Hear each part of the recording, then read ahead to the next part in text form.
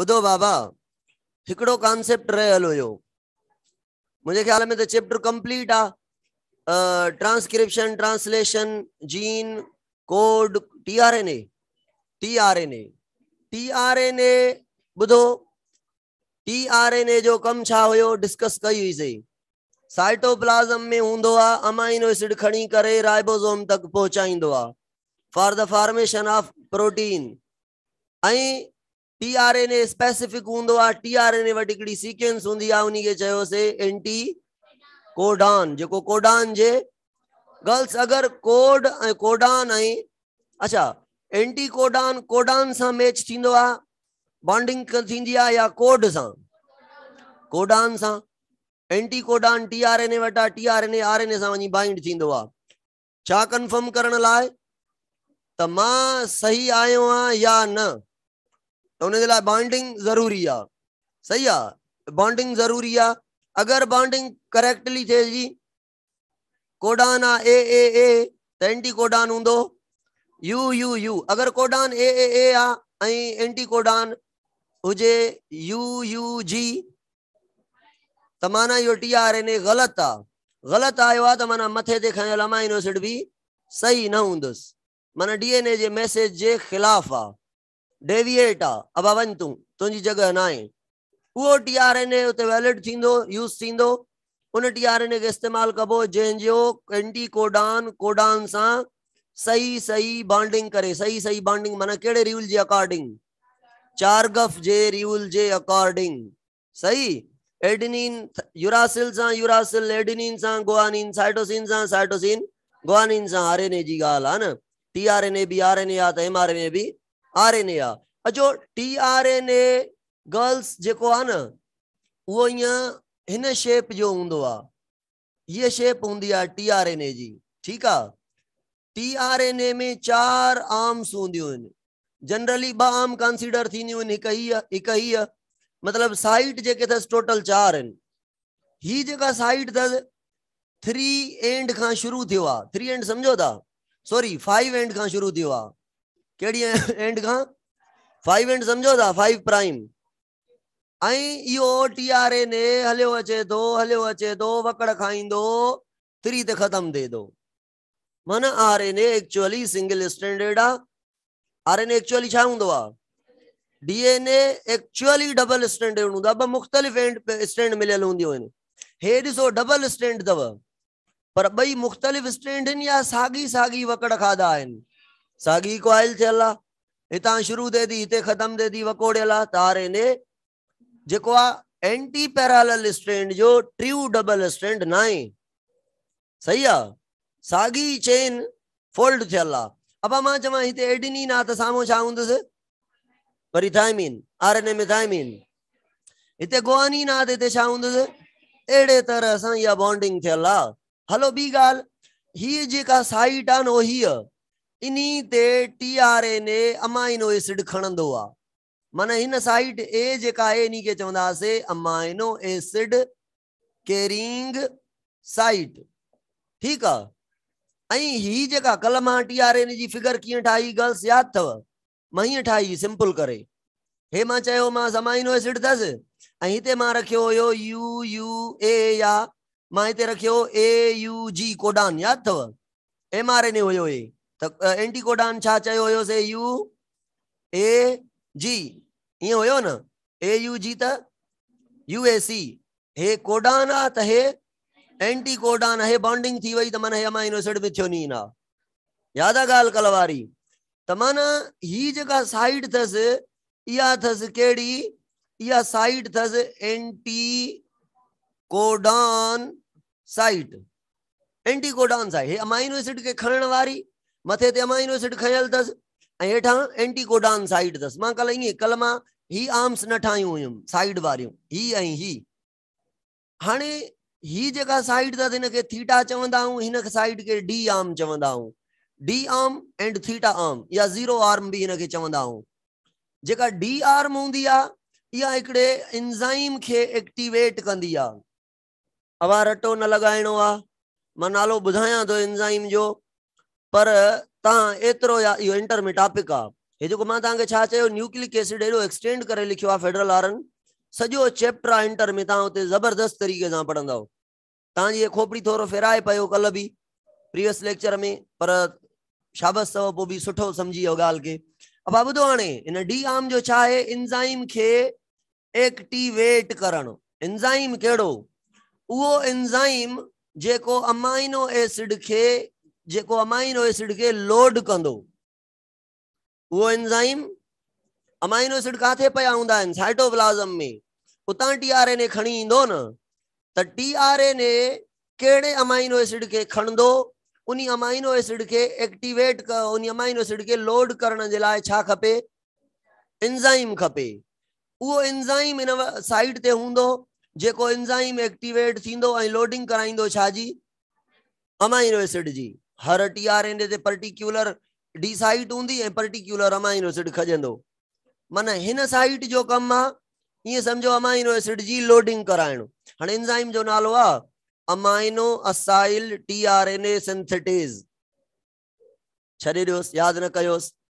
Amino acyl हाणे छा हूंदो आहे?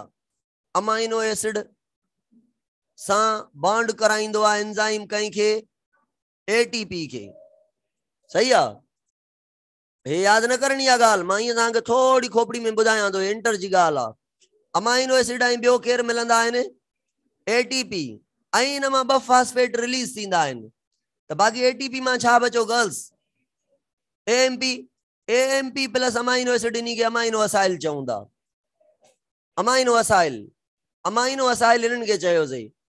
हाणे पोइ अॻियां इहा एएमपी बि निकिरी वेंदी, इहे टीआरएनए वञी टीआरएनए ऐं हे खजंदो हिकिड़ो अमाइनो एसिड। माना हे अमाइनो एसिड खणणो आहे कंहिं ते? टीआरएनए ते। हुन जे लाइ छा खपे? एनर्जी खपे। उन एनर्जी खे यूज़ कंदो केरु? एंजाइम। त एंजाइम पहिरियों एटीपी सां मिलाए थो। एटीपी मां 2 फास्फेट छो निकिरंदा आहिनि ख़बर कोन अथव? एनर्जी खपे। एटीपी टुटंदी, एटीपी मां जे फास्फेट निकिरे थो, माना छा थी निकिरे? कटे सटे इहा ॻाल्हि यादि कयो। डी जेका साइट आहे उहा अमाइनो एसिड खे एक्टिवेट करण जे लाइ आहे या टीआरएनए खे लोड करण जे लाइ आहे। सही आहे? डी आर्म छाजे लाइ आहे? अमाइनो एसिड खे एक्टिवेट, माना अमाइनो एसिड खे टीआरएनए सां ऐड करणु। ऐड केरु कंदो आहे? एंजाइम। ठीकु आहे? माना एंजाइम एक्टिवेटिंग साइट आहे या अमाइनो एसिड एक्टिवेटिंग साइट आहे या अमाइनो एसिड लोडिंग साइट आहे। एतिरो यादि करणो आहे, रटो हणणो आहे। नथो लॻे बि ख़ैर आहे, इंटर पढ़ंदव पोइ एंट्री ॾींदव, अॻे न ॾींदव। इहो कॉन्सेप्ट तव्हांजो डिटेल में मां पढ़ाईंदुमि, हिननि जी वॾी डिटेल आहे अञा। अब ही बि साइट क्लियर।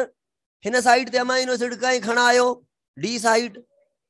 ऐं ही छा कंदी? कंफर्म कराईंदी त सही जगह ते कोडान मैचिंग आहे या न। ख़बर अथव हिन साइट जो कमु छा आहे? गर्ल्स ॿुधो, मां छा पढ़ायो तव्हांखे? AUG मिसाल जी ॻाल्हि आहे। ॿियो कोडान आहे AAA।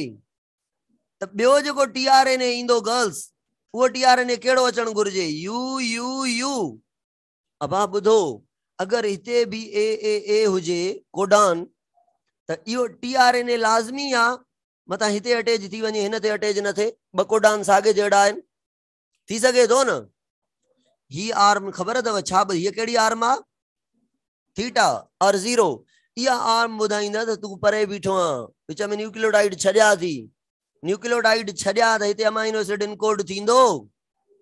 अमाइनो एसिड खुटी पवंदो प्रोटीन मां। हिकिड़ो कोडान हिकिड़े अमाइनो एसिड लाइ इन्फॉर्म मैसेज रखे थो न। ॾिसो, हिकिड़ो कोडान हिकिड़ो अमाइनो एसिड, ॿियो कोडान हिते ॿियो अमाइनो एसिड, टियों कोडान। त अगरि हे हिकिड़ो टीआरएनए हिते आयो, ॿियो टीआरएनए हिते न हिते अचे, त केरु ॿुधाईंदुसि त तूं सही बीठल आहे या स्पेस करे बीठो आहे या थोरो परे आहे या न्यूक्लियोटाइड छॾिया थी, स्किप कया थी? उहा थीटा आर्म ॿुधाईंदी, हिन सां बाइंड थी करे ॿुधाईंदी त बाबा ओके। जेसि ताईं ही आर्म डिसाइड न थींदी मैचिंग, तेसि ताईं जेका आहे त उहो टीआरएनए जो अमाइनो एसिड हिन अमाइनो एसिड सां बाइंड न कंदो। सही आहे? आरएनए पॉलीमरेज, आरएनए पढ़ायो? आरआरएनए राइबोसोमल आरएनए, मिस्त्री आरएनए कोन पढ़ायो हुयो? कोन पढ़ायो हुयो? हलो ॿुधो, मां हिकिड़ी ॻाल्हि कंदो आहियां, उहा ई ॻाल्हि कयां थो, तकड़ में तॾहिं पढ़िजी वेंदो। मां चवंदो आहियां त डीएनए आहे, डीएनए जेको आहे वो ठाए तो छा अब डीएनए में इंफॉर्मेशन आ छाए छाजे लाए प्रोटीन जे ठहण लाए मां डीएनए के चवंदो यो ठेकेदार आ सही आ ठेकेदार आ छा ठहराइंदो प्रोटीन प्रोटीन हिकड़ी बिल्डिंग आ प्रोटीन घणन किस्मन जूं असांजे बॉडी में 10,000 किस्म जूं केर ठहराइंदो डीएनए पर डीएनए आ न्यूक्लियस में प्रोटीन ठहंदी आ साइटोप्लाज्म में राइबोसोम ते डीएनए बाहर निकरी अची ठहराइंदो छा पंहिंजे मुंशी के मोकिलींदो है ना त माना डीएनए मां ठहंदो आरएनए केड़ो आरएनए एमआरएनए पढ़ायो आ न मां एमआरएनए वेंदो साइटोप्लाज्म में न्यूक्लियस खां क्रॉस करे साइटोप्लाज्म ते वञी करे राइबोसोम ते वञी करे वेहंदो राइबोसोम इन ते ईंदो हिते टीआरएनए अमाइनो एसिड खणंदा ईंदा टीआरएनए अमाइनो एसिड खणंदा ईंदा हिते प्रोटीन ठहंदी वेंदी ये अमाइनो एसिड पाण में जुड़दा वेंदा टीआरएनए ईंदा वेंदा प्रोटीन ठहंदी वेंदी राइबोसोम इन तां प्रोटीन ठाहींदो वेंदो त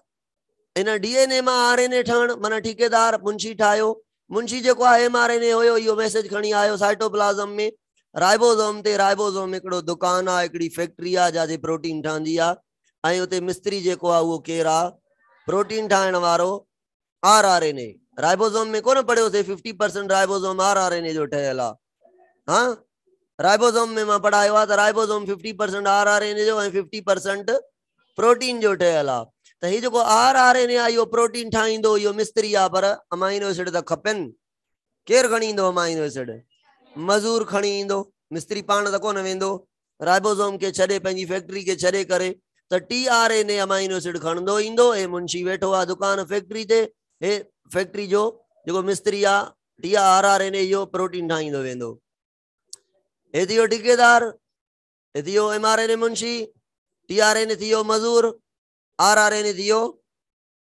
मिस्त्री अने प्रोटीन ठाहिण वारो इए प्रोटीन ठहंदी आहे प्रोटीन ठहण जा 2 स्टेप पढ़ियासीं हिकिड़े के चयोसीं ट्रांसक्रिप्शन माना डीएनए मां बे के चयोसीं ट्रांसलेशन माना आरएनए मां ट्रांसलेशन में केड़न केड़न आरएनए जो रोल आहे एमआरएनए जो भी टीआरएनए जो भी आरआरएनए जो भी घणे में घणो आरआरएनए हुंदो आहे छो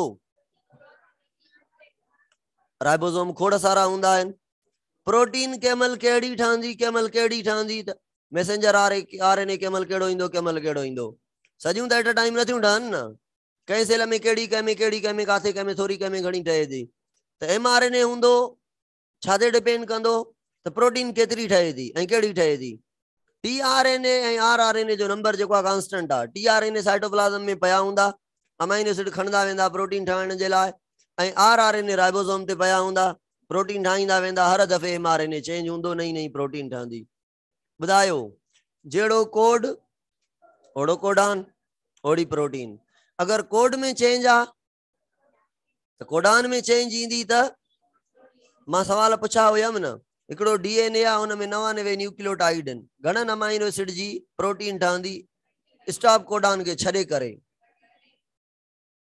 स्टॉप कोडान के छॾे करे चऊं त 32 ऐं स्टॉप कोडान जी ॻाल्हि नथा कयूं इन जनरल 99 कोड न्यूक्लियोटाइड आहिनि त 33 अमाइनो एसिड इनकोड थींदा ठीकु आहे ओके ओके सर हाणे हे मां मिटायां थो जल्दी में हिकिड़ो फोटो कढी वठो त मां अॻिते तव्हांखे पढ़ाए वठां कुझु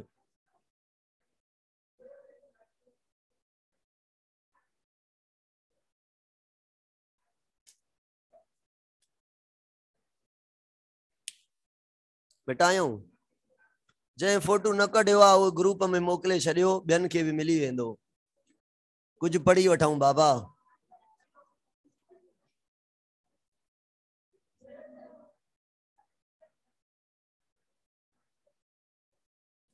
ॿुधो सर बायोमॉलिक्यूल चैप्टर समझ में आयो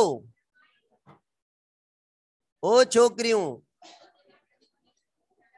बायोमॉलिक्यूल में प्रोटीन समझ में आई टर्शरी प्रोटीन याद आ टर्शरी प्रोटीन में बॉन्डिंग याद आ केड़ी बॉन्डिंग हुई पेप्टाइड सभी में common hydrogen secondary tertiary quaternary में कॉमन डाइसल्फाइड प्राइमरी में भी इंसुलिन सेकेंडरी में टर्शरी में क्वाटरनरी में ओके आयोनिक बॉन्डिंग टर्शरी ऐं क्वाटरनरी में याद आ अचो टर्शरी भला ग्लोब्यूलर याद आ ओके टर्शरी प्रोटीन में मिसाल केड़ो वरतो होसे एंजाइम माना एंजाइम जेके ने असांजा छाजा ठयल आहिनि टर्शरी प्रोटीन अब हिस्ट्री एडी नथा पढ़ूं अज जनरल कॉन्सेप्ट पढ़ूं था एंजाइम जा एंजाइम आहे छा कीअं कम कंदो आ जेका हिस्ट्री मिलियल ना आहे पोइ जेका आहे त परी वरी के न त ॾिसी वठूं था कवर करे वठूं था हिस्ट्री के ॿुधो एंजाइम थोड़ो नाले मां हिस्ट्री ते सिर्फ मां नाले वारी हिस्ट्री ते वञा थो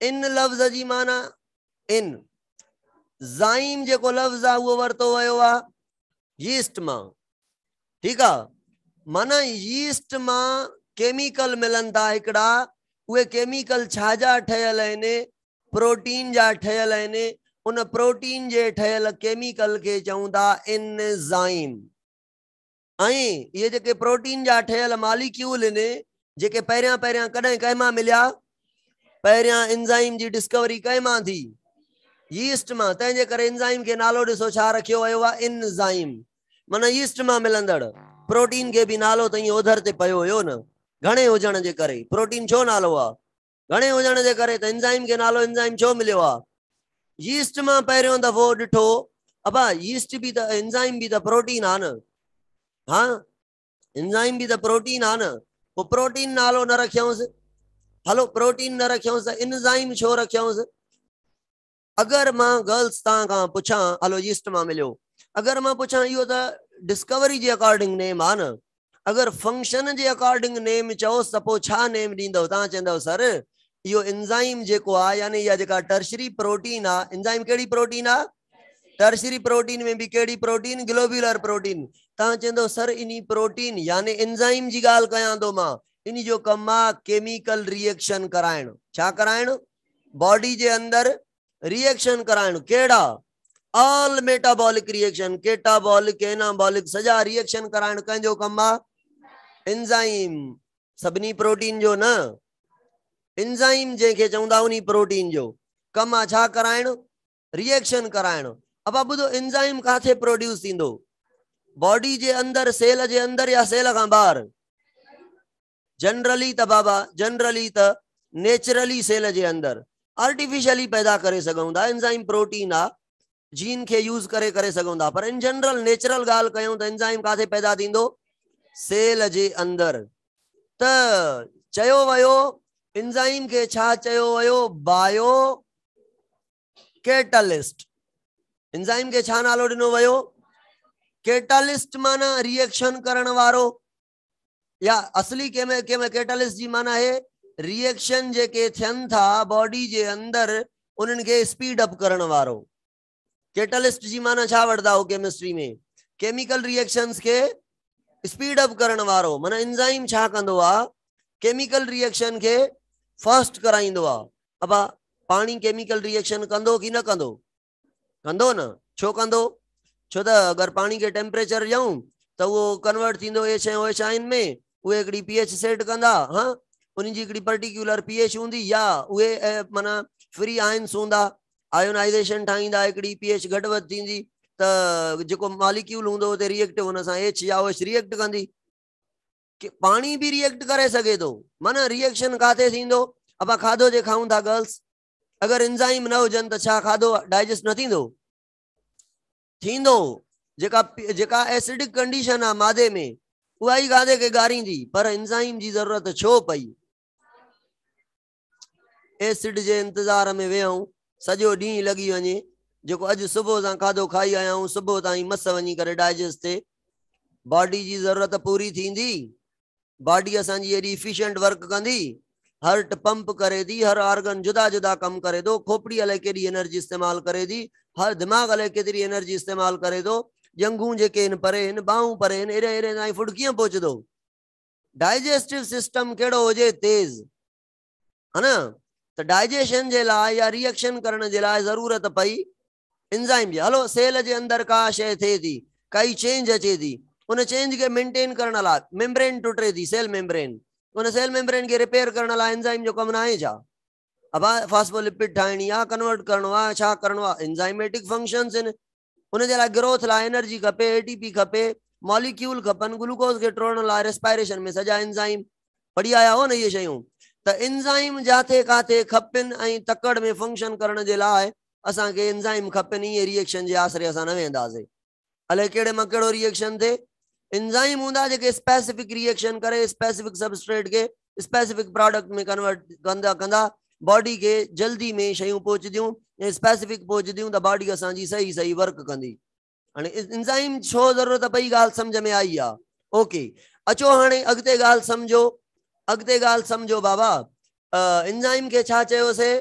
बायो कैटलिस्ट। बायो माना लाइफ जे अंदर केमिकल रिएक्शन के वधाइण वारा एंजाइम आहिनि। असली जेका फंक्शन जे अकॉर्डिंग एंजाइम जो नालो आहे उहो छा आहे? Bio catalyst. लाइफ जे अंदर, लिविंग ऑर्गेनिज्म जे अंदर, सेल जे अंदर केमिकल रिएक्शन के स्पीड अप करण वारा जेके केमिकल आहिनि उन्हनि खे एंजाइम या बायो कैटलिस्ट चवंदा।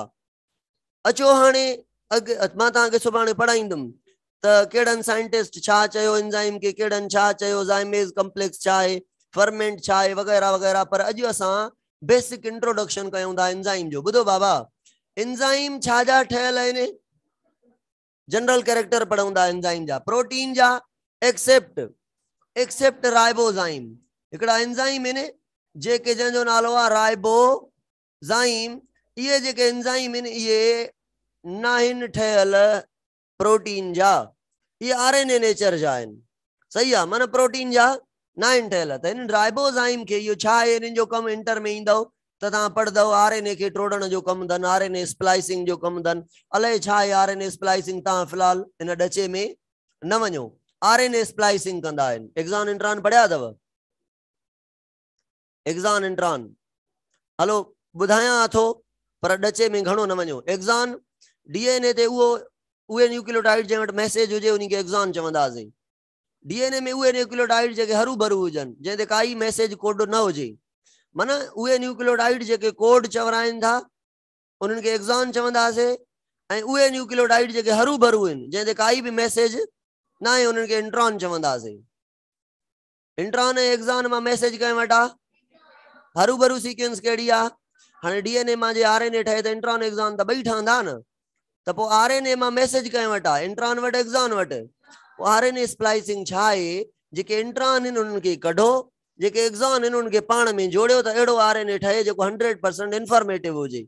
इन इंट्रॉन खे कढी एक्ज़ॉन खे जोड़ण जे प्रोसेस खे चवंदा आहियूं स्प्लाइसिंग। हलो टॉपिक इहो नंढिड़ो पढ़जी वियो। इहो केरु कंदो आहे इहो कमु? राइबोजाइम। आरएनए नेचर जो हूंदो आहे। हलो बाबा, बाक़ी सॼा एंजाइम छा जा ठहियल आहिनि? प्रोटीन जा ठहियल आहिनि। सर कहिड़ी प्रोटीन? Globular protein. पर टर्शरी प्रोटीन है न, टर्शरी में ग्लोब्यूलर। सर ॻाल्हि ॿुधो ॿुधो, एंजाइम जेके आहिनि उहे केमिकल रिएक्शन खे छा कंदा आहिनि? Speed up. मां ईअं नथो चवां असांजी बॉडी में रिएक्शन थींदा ई न हूंदा, एंजाइम जी रिएक्शन के शुरू कंदा न। एंजाइम रिएक्शन कोई भी थे तो उनके स्पीड अप कंदा आहिनि। एंजाइम जो बेसिक फंक्शन इहो आहे। उहे मॉलिक्यूल जेके लाइफ जे अंदर केमिकल रिएक्शन के स्पीड अप करनि त उन्हनि मॉलिक्यूल्स के असां एंजाइम चवंदासीं। अच्छा ॿुधो, एंजाइम जी ॿी प्रॉपर्टी जेका आहे उहा इहा आहे त एंजाइम कंहिंखे यूज़ कंदो आहे? सबस्ट्रेट माना फूड। फूड के छा चवंदा आहियूं? सबस्ट्रेट के एंजाइम यूज़ कंदो आहे, माना रिएक्शन जे लाइ। ॿुधो गर्ल्स, सबस्ट्रेट के यूज़ करे फूड के छा में कन्वर्ट कंदो आहे? प्रोडक्ट में। अब ग्लूकोज आहे, छा आहे? ग्लूकोज आहे। इनके एंजाइम टोड़ियो, इनके एंजाइम टोड़ियो। छा में टोड़ियई? H2O में, CO2 में, एनर्जी में। ठीक आहे, वो तो खोड़ एंजाइम आहिनि, पर मां जनरल तव्हांखे ॿुधायां थो। ग्लूकोज छा थी वियो? सबस्ट्रेट यानी फूड। ऐं हे छा थी विया? प्रोडक्ट। अञा खोड़ सारा मिसाल आहिनि। मिसाल जी ॻाल्हि आहे amino acid plus amino acid, ये ॿ गॾियल आहिनि, डाइपेप्टाइड आहे। इहो छा थी वियो? सबस्ट्रेट। एंजाइम छा कयो? इन्हनि खे टोड़े करे कन्वर्ट कयो अमाइनो एसिड में। त ही डाइपेप्टाइड छा थी वियो? सबस्ट्रेट। ऐं अमाइनो एसिड छा थी वियो? प्रोडक्ट। कॾहिं कॾहिं एंजाइम, मां तव्हां खां पुछंदोमांव सवाल, हाणे ये ॻाल्हि करे ॿुधो। कॾहिं कॾहिं अमाइनो एसिड सबस्ट्रेट आहे, बियो अमाइनो एसिड भी सबस्ट्रेट आ एंजाइम छा कंदो आ इन्हनि जे विच में बॉन्ड ठहराए इनके कन्वर्ट कंदो आ डाइपेप्टाइड में। हाणे ॾिसो हिते छा हुयो डाइपेप्टाइड के चयोसीं सबस्ट्रेट अमाइनो एसिड के चयोसीं प्रोडक्ट पर हिते अमाइनो एसिड के चऊं था हे सबस्ट्रेट आ हे भी सबस्ट्रेट आ इन बिन जे विच में एंजाइम छा कंदो बॉन्ड ठाए करे माना का शय कटणी आ टोड़नी आ भी एंजाइम कम ईंदो का शय जोड़नी आ भी एंजाइम कम ईंदो माना एंजाइम छड़ा केटालाइटिक न हुंदा आहिनि हाइड्रोलाइटिक न हुंदा आहिनि सिंथेटिक भी हुंदा आहिनि सही आ इवन फॉस्फेट ऐड करणो आ फॉस्फेट टोड़नो आ हाइड्रोजन कढणी आ हाइड्रोजन के हेडे होडे करणो आ सॼा कम एंजाइम जा पोइ ईअं छो न चऊं ऑल केमिकल रिएक्शन जेके बॉडी में थियनि था उहे एंजाइम करनि था इन जनरल ॿ ॻाल्हियूं कयूं सिंथेटिक एंड केटालाइटिक रिएक्शन जेके ॿई क़िस्म जा आहिनि माना एनाबॉलिज्म भी केटाबॉलिज्म भी एनाबॉलिज्म माना ठाहिण वारो केटाबॉलिज्म माना डाइजेशन चो फोटोसाइंथिसिस चो रेस्पायरेशन चो ये केर कराइंदा अब डाइजेशन आ केटालाइटिक आ एनालाइटिक आ एनाबॉलिज्म जो मिसाल फोटोसाइंथिसिस है ना तो ये सॼा रिएक्शन केर कराइंदो एंजाइम गर्ल्स ॿुधो बाबा हाणे अचो उन खां बाद प्रॉपर्टी ते एंजाइम थोड़ा हुजन सबस्ट्रेट खां या घणा हुजन एंजाइम थोड़ा हुजन एंजाइम जो नंबर घट हुंदो आ कहीं खां देन सबस्ट्रेट छो छो त गर्ल्स ॿुधो एंजाइम जेके आहिनि उहे रीयूज थींदा आहिनि छा हिकिड़ो एंजाइम आयो सबस्ट्रेट के वठी प्रोडक्ट में कन्वर्ट कयई और बे सबस्ट्रेट के वठी प्रोडक्ट में कन्वर्ट कयई टे के वठी माना सागो सागो एंजाइम वरी वरी यूज थींदो त एंजाइम घणा रखण जो फ़ाइदो कहिड़ो 100 एंजाइम हुजनि फुट 10 हुजनि 90 एंजाइम छा कंदा हलो हलो कुछ न कंदा वांदा वेंदा खुशी जी ॻाल्हि आहे पर एनर्जी त बॉडी जी खपी न एंजाइम के खुश करण सां असांजो तबाही आहे इन जे करे एंजाइम थोड़ा ठाहिणा आहिनि then the number of substrate substrate जो नंबर वधीक हुंदो एंजाइम जो नंबर बॉडी में घट हुंदो पोइ कीअं सबस्ट्रेट एडा केटलाइज थींदा रीयूज थींदो एंजाइम सा माना एंजाइम रीयूज थींदो बाबा ॿुधो एंजाइम रिएक्शन कंदो पर एंजाइम रिएक्शन में कंज्यूम थींदो टुटी वेंदो रिएक्शन में बचे तो त ॿीहर रिएक्शन करे थो न माना enzyme does not consume in reaction ॿुधो बाबा गर्ल्स ॿुधो enzyme are specific in nature enzyme जेके हुंदा आहिनि कहिड़ी नेचर जा हुंदा आहिनि स्पेसिफिक माना अगर सबस्ट्रेट लिपिड आ अगर सबस्ट्रेट लिपिड आ त एंजाइम केड़ो हुंदो लिपेज या लिपिड के प्रोटीएज जोड़ींदो याद कजो ASE जाथे अचे ना आखिर में पढ़ाया आयो कार्बोहाइड्रेट में माना एंजाइम आ प्रोटीएज लिपेज अमाइलेज हां है ना माल्टेज सक्रेज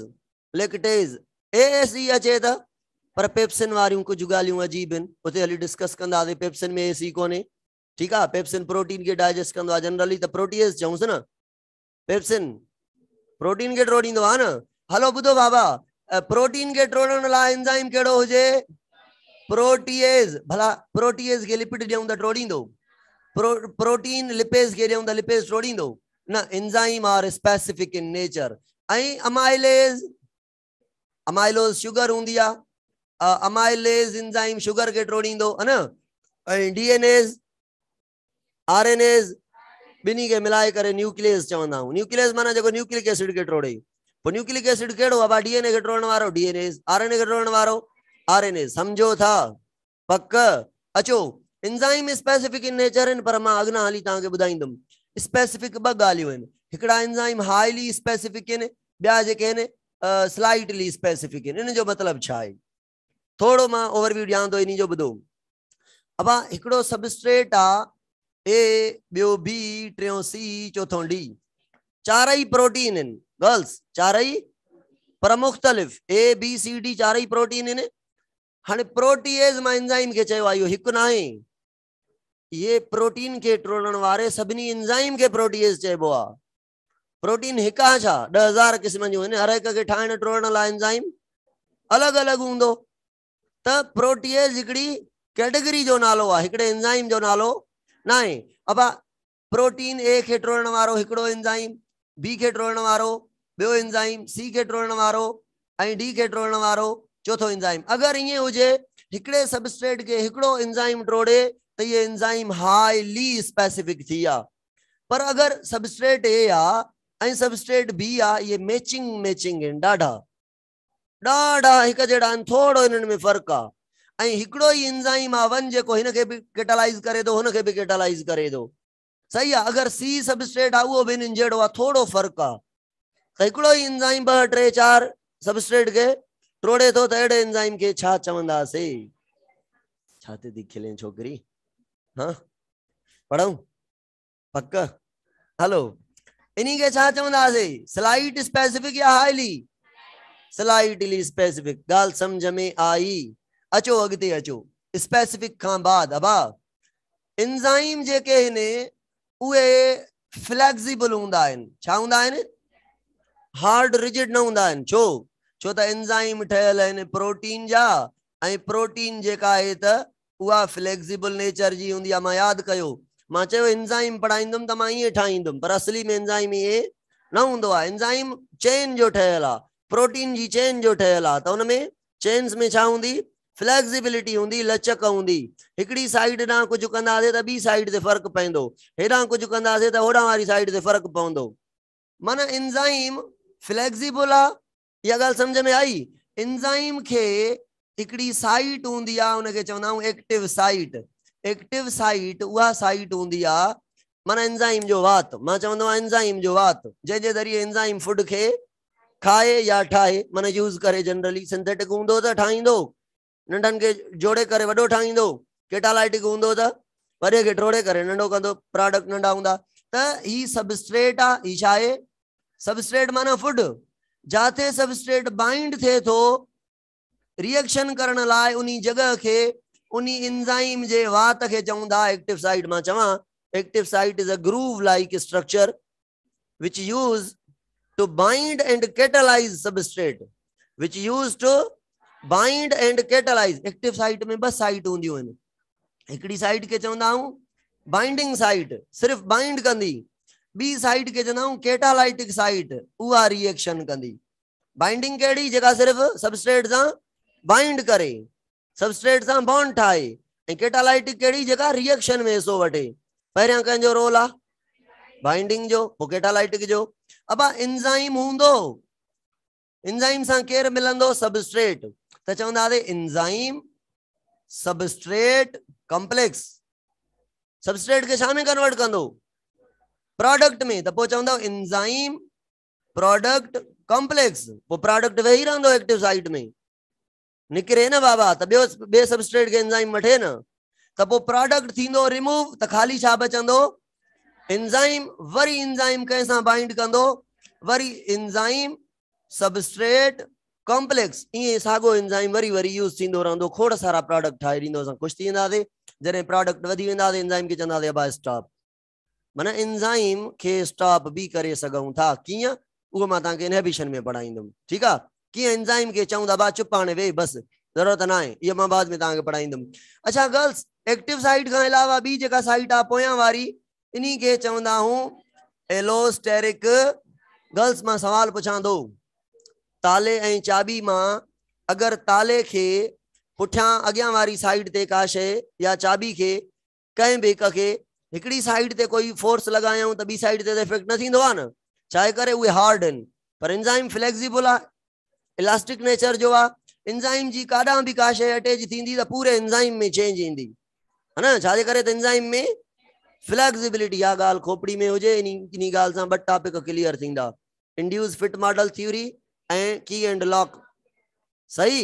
इहा ॻाल्हि यादि हुजे त एंजाइम फ्लेक्सिबल आहे। एंजाइम में का शइ अटैच थींदी त एंजाइम जी शेप में स्ट्रक्चर में चेंज ईंदी। हार्ड ना आहे एंजाइम, पर हिकिड़ा साइंटिस्ट चवंदा हार्ड आहिनि। ठीकु आहे? माना हार्ड वारा उहे अॼु ई चई छॾियऊं था। अचो सर ॿी ॻाल्हि ॿुधो, एंजाइम वटि एक्टिव साइट ॿुधो बाबा, हिकिड़ा एंजाइम तकड़ा, हिकिड़ा एंजाइम तकड़ा, ॿिया एंजाइम स्लो। हिकिड़ो एंजाइम आहे 5 मिंटनि में 500 प्रोडक्ट ठाहे थो, ॿियो एंजाइम आहे 5 मिंटनि में 5 प्रोडक्ट ठाहे थो। तकड़ो कहिड़ो? जेको 5 मिंटनि में 500। एंजाइम तकड़ो कीअं थींदो आहे? तकड़ो ईअं थींदो आहे, एंजाइम वटि वात घणा हूंदा आहिनि। माना अगर एंजाइम आहे हिकिड़ो, अगर एंजाइम आहे हिकिड़ो, उन वटि जेके एक्टिव साइट आहिनि उहे 100 आहिनि। ॿियो एंजाइम आहे 2 एंजाइम आहे, उन वटि जेके एक्टिव साइट आहिनि उहे वेचारे वटि 1 आहे। अगरि सपोज कयो हिकिड़ो एंजाइम 1 मिनट में हिकिड़ो रिएक्शन करे थो, त हे 1 मिनट में घणा प्रोडक्ट, घणा सबस्ट्रेट यूज कंदो, 100 खे कन्वर्ट कंदो छा में, प्रोडक्ट में। ऐं हे एंजाइम हिकिड़ी एक्टिव साइट अथसि, हिकिड़े सबस्ट्रेट के यूज करे हिकिड़ो प्रोडक्ट ठाहींदो।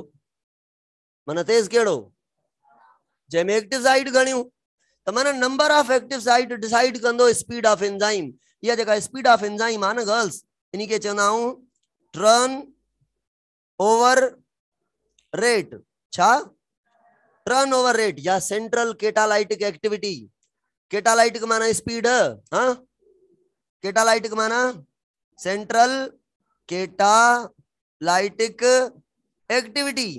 कैटालाइटिक एक्टिविटी एंजाइम जी केतिरी आहे, इहो छा ते डिपेंड करे थो, माना कैटालाइटिक एक्टिविटी माना speed of enzyme to convert substrate into product. इनके ॿियो असां छा चवंदा, टर्न ओवर। मां हुन रांदीगरनि वारो मिसाल ॾींदो आहियां न, यादि अथव न, छा चवंदो आहियां मां चवंदो आहियां हिकिड़ो शाहिद आफरीदी पिच ते बीठो आहे, ॿियो कहिड़ो बैट्समैन स्लो स्लो खेॾंदो आहे, मिसबाह उल हक। ठीकु आहे, मां हिन जो नालो खणंदो आहियां। मिसबाह उल हक 5 ओवर बीहे त 3 बालनि में 5 6 30 में 10 रन्सूं कंदो। आफरीदी 5 ओवर बीहे त हलो छक्का घणो करे वेंदो, 13 बालनि में 50, हाँ 2 ओवरनि में 50, 3 बालनि में ज़रे घटि 100 ते पहुचंदो वञी। पर बाल ते घणो स्कोर केरु वठंदो, जेको तेज़ खेॾंदो शाहिद आफरीदी। हाणे जेको छक्का हणंदो, माना हिकिड़े बाल ते 6 रन्सूं, हिकिड़े बाल ते 4 रन्सूं, माना इन में छक्का हणण जी कैपेसिटी वधीक आहे। एंजाइम में भी जंहिं वटि एक्टिव साइट वधीक, उहो रिएक्शन करण जी स्पीड वधीक। माना जीअं बैट्समैन जो छा हूंदो आहे, स्ट्राइक रेट। स्ट्राइक रेट चवंदा आहियूं बैट्समैन जो, त बाबा ही केतिरो तेज़ आहे। अब हिननि जी एवरेज आहे हिकिड़े बाल ते 3 रन्सूं वठी वेंदो आहे ऑन एन एवरेज, कंहिं ते छको, कंहिं ते 4, कंहिं ते डबल, कंहिं ते सिंगल। मिसबाह उल हक हर बाल ते सिंगल भी कोन कंदो, हिकिड़े बाल ते सिंगल त 5 बाल बीट कंदो, वरी 6 बाल ते सिंगल, वरी 5 बाल बीट कंदो, त स्पीड कंहिंजी घणी थी वई। हलो, त एंजाइम में भी जेको वधीक छक्का हणे थो, वधीक छक्का माना जंहिंखे एक्टिव साइट घणियूं आहिनि, हिकिड़े मिंट में 100 रिएक्शन करे थो, हिकु ई छक्को 100 जो। बैट्समैन ते 6 जो हणंदा आहिनि, 100 जो हणे थो। ठीकु आहे, 100 वारे खे छक्को त न चवंदासीं न, छा चवंदासीं, हिक ते सेंचुरी। हलो सर, इहा ॻाल्हि क्लियर थी। सर ॿुधो, हिकिड़ो कमेंट आयो आहे कॉन्जुगेटेड मॉलिक्यूल कोन पढ़िया अथव, गिलाइको प्रोटीन कोन पढ़िया अथव। हाँ, सेल मेम्ब्रेन में एंटीजन गिलाइकोलिपिड कोन पढ़िया अथव। न्यूक्लियो प्रोटीन क्रोमोसोम कोन पढ़ियो अथव। हाँ, लिपोप्रोटीन उहा समझी वई छोकरी। एक्टिव साइट में केतिरा अमाइनो एसिड मां पढ़ाया आहिनि, 3 खां 12, तॾहिं मां न पढ़ाई आहे। इहा ॻाल्हि यादि कयो न, थोड़ी खोपड़ी माना छा रखो, एक्टिव रखो। सर ॿुधो सर, ॿी ॻाल्हि छा पढ़ियोसीं, टर्न ओवर रेट। ठीकु आहे, उन खां बाद ॿी ॻाल्हि अचूं था, जेके एंजाइम हूंदा, बेल लॻी वियो न 2 मिंट ॾियो, ॿुधो अबा, ॿुधो मुंहिंजी ॻाल्हि। एंजाइम जेके आहिनि रीयूज़ थींदा, सबस्ट्रेट खां घटि हूंदा, ऐं एंजाइम प्रोटीन नेचर आहिनि, स्पीड अप कंदा केमिकल रिएक्शन के। टर्न ओवर रेट एंजाइम जो डिपेंड करे थो नंबर ऑफ एक्टिव साइट ते। एक्टिव साइट ग्रुप आहे हिकिड़ो, 3 खां 12 अमाइनो एसिड जो ठहियल आहे। एंजाइम स्पेसिफिक इन नेचर आहिनि, हाईली बि थियनि था ऐं स्लाइटली बि थियनि था। हाईली ऐं स्लाइटली जो डिफरेंस पढ़ियोसीं। हाणे मुंहिंजी ॻाल्हि ॿुधो, जेके एंजाइम आहिनि बाबा, सुभाणे पाण एंजाइम जी स्ट्रक्चर के पढ़ंदासीं। ठीकु आहे, ऐं एंजाइम जी फंक्शनलिटी के डिटेल में पढ़ंदासीं, enzyme J mode of action के डिटेल में पढ़ंदासीं। अॼु सिर्फ़ु इहो ॿुधायो त एंडो एंजाइम कंहिंखे चऊं। एंडो एंजाइम उन्ही के चवंदासीं, ठहंदा त हमेशा सेल जे अंदर, पर कम भी सेल जे अंदर करे, त उन एंजाइम के एंडो एंजाइम। ऐं एक्सो एंजाइम, एक्सो जेको सेल जे अंदर ठही करे वरी ॿाहिरि कम करण वञे, है न, त उन एंजाइम के फंजाई जे अंदर एंजाइम माइसीलियम मां बॉडी मां रिलीज थी करे बाहर अची फूड के डाइजेस्ट कंदा आहिनि। फूड डाइजेस्ट थींदो आहे बाहर, पोइ न सनड़े सनड़े फूड के फंजाई एब्जॉर्ब करे खाईंदी आहे। सही आहे। त फंजाई जे अंदर कहिड़ा एंजाइम, स्टमक जे दीवारुनि में, मादे जी वॉल में, इंटेस्टाइन जी वॉल में पेंक्रियास जा एंजाइम सीक्रेट थी करे, स्टमक जा एंजाइम सीक्रेट थी करे सेल्स मां अची करे स्टमक जा एंजाइम स्टमक जी कैविटी में डाइजेशन कंदा आहिनि। वाल्स जे सेल्स मां रिलीज थी करे कैविटी में डाइजेशन कंदा आहिनि, माना सेल खां ॿाहिरि कहिड़ा एंजाइम आहिनि, पेंक्रियास मां ठही करे इंटेस्टाइन में डाइजेशन कंदा आहिनि। ऐं सलिवा जा एंजाइम सलिवरी ग्लैंड मां सेल्स मां रिलीज थी करे वात जे अंदर जेका सलिवा आहे फ्लूइड आहे उन जे अंदर डाइजेशन कंदा वेंदा आहिनि वेंदे स्टमक ताईं। एक्सो एंजाइम आहिनि जेके सेल जे अंदर इंट्रा सेल्यूलर डाइजेशन करनि था, endo enzyme extra cellular work करनि था एक्सो एंजाइम। ओके सर, सुभाणे अॻिते पढ़ंदासीं। सुभाणे की एंड लॉक थ्योरी पढ़ंदासीं, इंड्यूस फिट मॉडल, इन्हनि सभिनी जा कॉन्सेप्ट ठहिजी विया आहिनि। इनहेबिटर पढ़ंदासीं, इनहेबिशन पढ़ंदासीं, चैप्टर के सुबुह जो सुबुह पूरो कंदासीं इंशाअल्लाह। जे हा न थियो फैक्टर आहिनि कुछ टाइम वठण वारा, फैक्टर घणो टाइम वठदा, सुबुह जे न थियो पूरो त पोइ ॿिए ॾींहुं इंशाअल्लाह पंहिंजो चैप्टर पूरो आहे। इहो कलाक मिले न त पोइ पूरो थी वेंदो, पर कलाक नथो मिले।